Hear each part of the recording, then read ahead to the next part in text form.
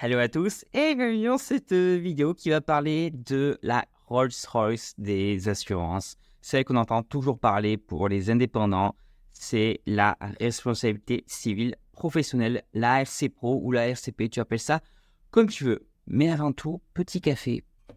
Faites votre choix. Petit café du matin, le café qui fait du bien. C'est chaud. Bon, qu'est-ce que c'est que cette assurance? En fait, c'est une assurance qui va indemniser plutôt ton ou ta cliente en cas de 3 types de dommages que tu peux lui causer. Il va y avoir en premier les dégâts matériels. Je prends un exemple, tu es photographe de mariage et en prenant une photo sans faire exprès, tu fais tomber la pièce montée ou tu casses, je sais pas moi, des verres ou des choses comme ça, peu importe. Ça, ce sont des dégâts matériels. Je prends un autre exemple, tu fais du dépannage informatique, tu fais cramer l'ordinateur ou tu fais bousiller l'imprimante de ton client ou ta cliente. Ça le prend en compte. Autre exemple de dégâts matériels, imaginons que tu envoies un colis et que en fait le colis il est endommagé sur le chemin. Et bien du coup, c'est un dégât matériel pour ton client et certaines RC Pro peuvent le prendre en charge. Deuxième type de dégâts, tu vas avoir les dégâts corporels. Donc corporel, c'est que tu blesses physiquement ton ou ta cliente. Je prends un exemple, fais de la coiffure et que petit coup de ciseau dans l'oreille. Là, tu vas directement blesser ton client. Et là, je ne sais pas moi, si demain il doit se faire soigner ou des choses comme ça, c'est ton assurance qui peut l'indemniser. Imaginons que tu es professeur de yoga et non, je ne vais pas m'amuser à faire des positions cheloues et que un de tes élèves se fait mal en faisant une position et pareil, se bloque, peu importe, là, ce sont des dégâts corporels. Et après, tu as le troisième type de dégâts, c'est ce qu'on appelle les dégâts immatériels. Ça peut être du dégât financier ou du dégât psychologique. Financier, je prends un exemple, tu es développeur et que tu gères le site internet d'un client et sans faire exprès, tu as causé un bug qui plante le site pendant quelques temps, quelques heures, quelques jours. Là, ton client il peut se retourner contre toi en disant qu'à cause de toi, il perd de l'argent.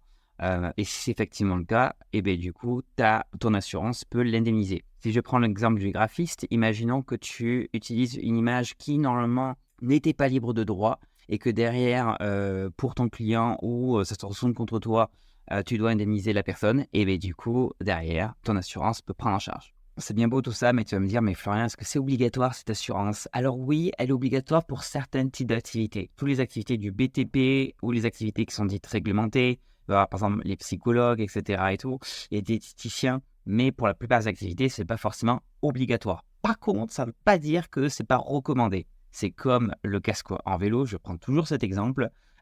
C'est pas obligatoire, mais tu es bien content de l'avoir si tu as un souci. Je prends d'autres exemples qui peuvent être un peu plus parlants. Imaginons que tu fais de la pension animale et que, je sais pas moi, le chien mord un autre chien, ou alors, je sais pas moi, tu casses la laisse ou des choses comme ça, ou tu vas chez ton client ou ta cliente et que tu casses quelque chose chez cette personne-là.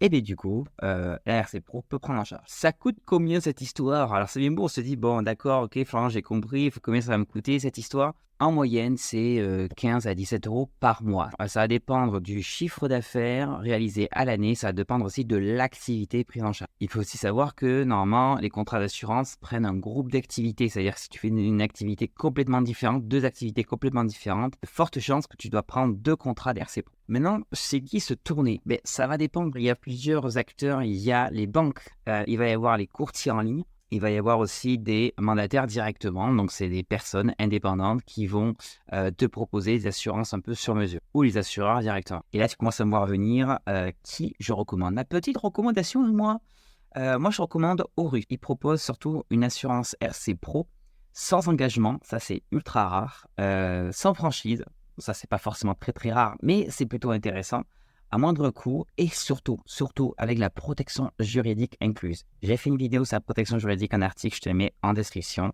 Mais en gros, ça te protège en cas d'attaque en justice de ton client. Vraiment, ils sont top parce que depuis leur interface, tu peux prendre aussi une mutuelle santé, ils vont faire la prévoyance, ils font aussi l'assurance décennale, ils font plein d'assurances. Bref, ils sont top, je les adore et c'est pour ça que je les recommande. Voilà. Et je gagne une petite commission si tu passes par mon lien. Et toi, tu gagnes une petite remise. Elle est pas belle la vie? Bon, là, peut-être que tu te dis, tiens, j'ai déjà une assurance, Florian, je ne peux pas changer comme ça. Alors, il faut quand même savoir que tu souhaites opter pour un nouveau contrat d'assurance. Tu peux le faire dès maintenant. Tu ne vas pas payer tout de suite. Tu payeras qu'à la date, en fait, d'engagement directement et la date de résiliation, en gros, la rupture de ton précédent contrat.